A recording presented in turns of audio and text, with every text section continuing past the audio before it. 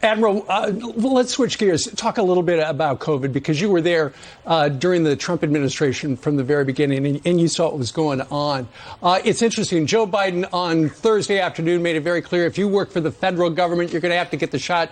No ifs and or buts about it. However, you, as a member of Congress, and your staff, you don't have to get the shot, because Nancy Pelosi said we can't mandate our members get the shot. What do you think of Joe Biden saying, OK, all federal employees who work for the administration, executive branch, need the shot, but I can't do anything about those other people? Isn't that interesting? They don't mind telling everybody else in the country what to do, but they don't want to follow the rules themselves.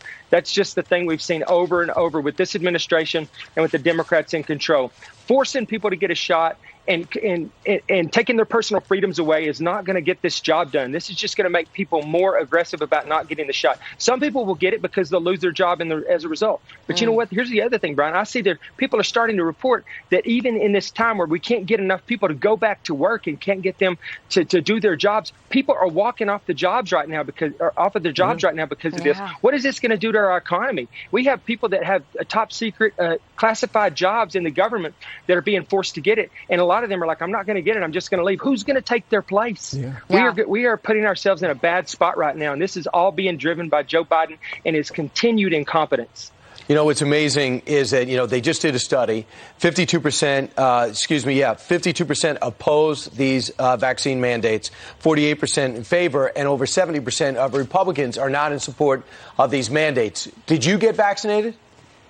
I got vaccinated, and the only reason I got vaccinated, Brian, was because I knew that I'm on a Foreign Affairs Committee on Armed Services, and I knew that Nancy Pelosi was not going to let me travel on CODELs, on congressional delegations, if I didn't get it. Otherwise, I probably wouldn't have got it because I'm otherwise pretty healthy. And now I'm not anti-vax. Don't take it that way. I encourage my parents to get it. I told my sister to get it, who's immunocompromised. I think that everybody should look really seriously at getting the vaccine, and there's a lot of people that need to get it because this virus is the real deal, but there are some people that need to be able to make that choice for themselves, and some people are at low risk, and if they don't want to get it, they should have the freedom to not get it. Just to follow up on that, Dr. Ronny Jackson, usually people go to doctors for their personal medical. For example, now there's going to be a shot available for kids 5 and up.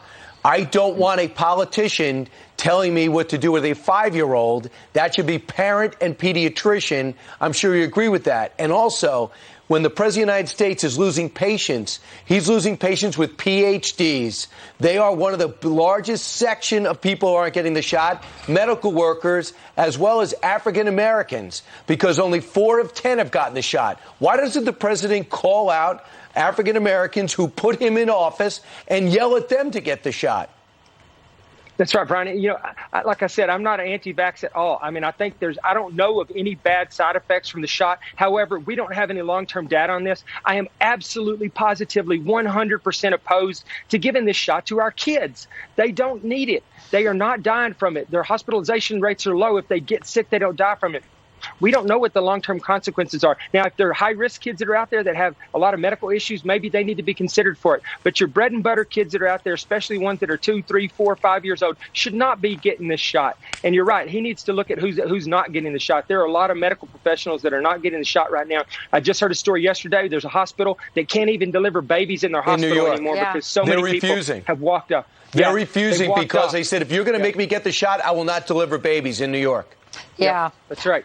There's a lot of governors, by the way, congressmen, who are very upset about this mandate. I want you to hear what they have to say. Problem is that I'm trying to overcome resistance, but the president's actions in a mandate hardens the resistance. This is an unprecedented assumption of federal mandate authority that really disrupts and divides the country. Somebody shouldn't have to make the choice between keeping their job and getting a jab in the arm. I mean, it's just wrong. I've talked to people, a number of people who have told me if they make me take the vaccine, I'm just going to be fired. I'm not going to do it. He's got no authority to do what he's doing. He even admitted he couldn't do this, and his administration admitted that. So we're going to stand up for people's jobs. We're going to stand up for people's freedoms and their livelihoods. And when Biden is violating the Constitution, we are going to be on the front line with a full spectrum response. So, Congressman, I just have to say that I just feel like the Biden administration, Joe Biden himself, just fundamentally doesn't understand the spirit of the American people. If you tell them they can't, you better do this, they resist. Even if some people maybe end up, maybe they would have maybe gotten the vaccine, down the road if they got a little more assurances or whatever. People, Americans, don't like being told what to do. They care about their freedom. You're absolutely right, Rachel, and he has miscalculated big time, especially down here in the South where I live. People do not like to be coerced, manipulated, and told what to do and threatened. He's threatening people down here, and we do not like that. People are not going to respond well to that, and so this is just completely the wrong way to go about this, and I hope the governors stand their ground. Right. This is not about science anymore. This is about control. This is the first step in taking a lot of our personal freedoms away from us. It'll start with this vaccine, but it won't end there. Next, it'll be our guns, and then it'll be other things, but they're going to come after everything, and they're going to use this as a blueprint for how they start to tell us how to live our lives. All right. Well, Admiral, Doctor, Member of Congress, Ronny Jackson, give us a preview of what he's going to ask Tony Blinken later today. Sir, thank you very much for joining us live and starting your week with Fox and Friends. Thanks, guys.